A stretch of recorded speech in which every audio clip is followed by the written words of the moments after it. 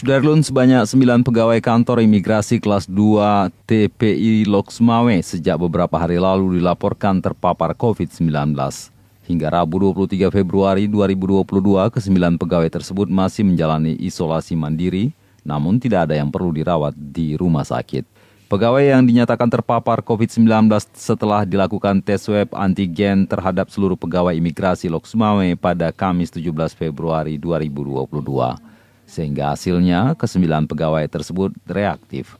Maka langsung dilanjutkan dengan PCR, hasil PCR dipastikan mereka terpapar COVID-19.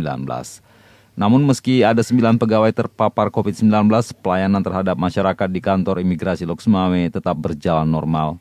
Seperti terlihat pada Rabu 23 Februari 2022, masyarakat yang ingin mengurus paspor tetap mendapatkan pelayanan seperti biasa. Dari Loksmawe, Saiful Bahri, Serambion TV.